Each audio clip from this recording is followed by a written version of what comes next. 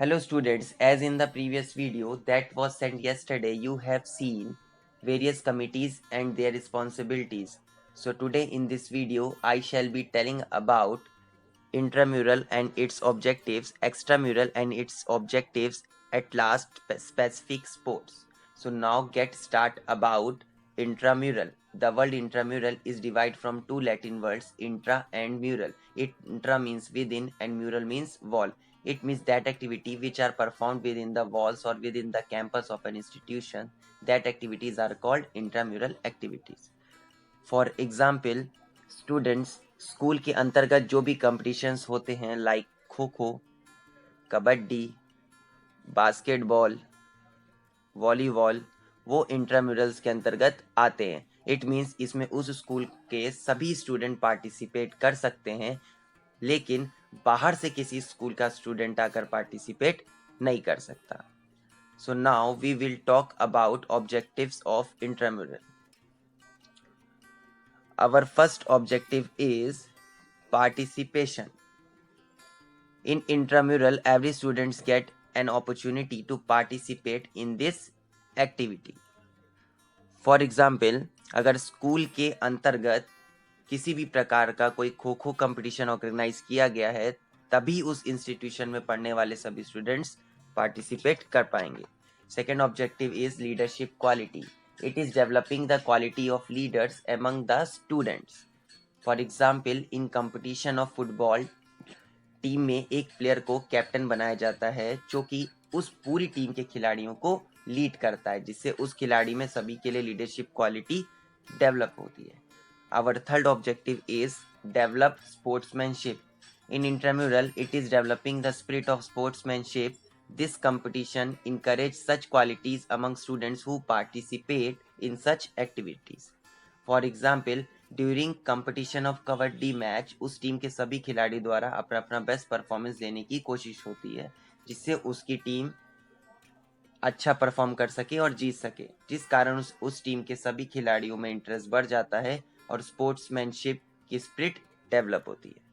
Now our fourth objective is identify talented sports person. Intramural competition aid to identify the talented sports person due to participation of all the students in such competition. For example, Sachin Tendulkar आज world में सबसे best batsman है, क्योंकि वह India team में एकमात्र ऐसा खिलाड़ी है जिसने 100 शतक लगाए हैं, जिस कारण उसे सबसे टैलेंटेड खिलाड़ी कहा जाता है. वैसे ही इन इंट्राम्यूरल कंपटीशन के अंतर्गत हमें टैलेंटेड खिलाड़ी देखने को मिलते हैं. So now our next topic is extramural. It means that activities which are performed outside the walls of an institution or school are called extramural. For example, अब हम जब अपने स्कूल के अलावा दूसरे स्कूल में किसी गेम की कंपटीशन के लिए जाएंगे like chess, table tennis, badminton, volleyball, तो वो एक्स्ट्राम्यूरल के अंतर्गत आता है. Now we will talk about objective of extramural. First objective, show their sports capabilities. If the student of a school have good sports capabilities and show good performance in extramural, it will add a feather to the cap of that institution. This will enhance the image of that institution.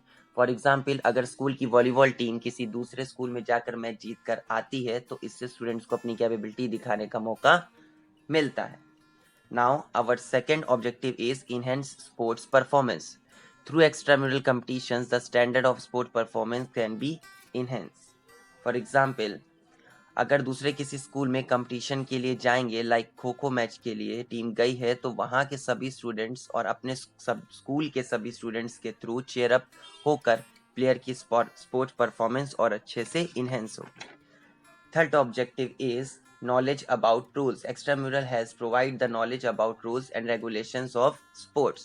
For example, अगर बाहर किसी institution में हम कोई game खेलने जाएंगे, तो वहाँ उस गेम के रूल्स रेगुलेशन, किस तरह में खेलना है, कैसे डिसिप्लिन मेंटेन करना है, न्यू टेक्निक्स, इन सब के बारे में पता चलता है. Now, fourth objective is provide experience. It means extramural has to provide the experience to the students to play in different situations or level. For example, अगर हम अपनी इंस्टीट्यूशन के बाहर जाकर परफॉर्म करेंगे, तो हमारे में अलग अलग लेवल पर खेलने का एक्सपीरियंस होगा, जिससे हम आगे चलकर और अच्छा बेहतर खेल सकेंगे. Now our topic is specific sports programs. Sports and games programs are arranged in the world as well as in our country to promote the games and sports for a specific cause. First of all sports day. Sports day her school या college में organise कराया जाता है. एक दिन ऐसा दिन आता है जहां अलग अलग गेम्स के लिए काफ़ी सारे स्पोर्ट्स कराए जाते हैं, जिसमें अपनी अपनी इंटरेस्ट के अकॉर्डिंग हर टीम पार्टिसिपेट करती है. For example in our public school में स्पोर्ट अथॉन कराया गया था, जिसमें अलग अलग तरह के games, competitions, racing, PT, march past आदि काफ़ी तरह के स्पोर्ट्स प्रोग्राम कराए थे, जिसमें सभी स्टूडेंट ने अपने इंटरेस्ट के अनुसार अलग अलग गेम्स में पार्टिसिपेट लिया था. तो स्पोर्ट्स डे हर स्कूल और कॉलेज के द्वारा ऑर्गेनाइज किया जाता है. Now for second example is, इसमें हेल्थ फॉर रन, इसमें स्टैंडर्ड हेल्थ मेंटेन रहे, ऑर्गेनाइज के लिए चैरिटी फंड आता रहे, इन चीज़ों के लिए ये प्रोग्राम ऑर्गेनाइज कराए जाते हैं. For example Lucknow Heritage organized half marathon, SBI organized half marathon, etc. Students, we have covered the theoretical part of chapter 1 through 3 videos. The next part of this chapter contains numericals. Once the school reopens, then we will do it class. Till then, stay home, stay safe. Thank you.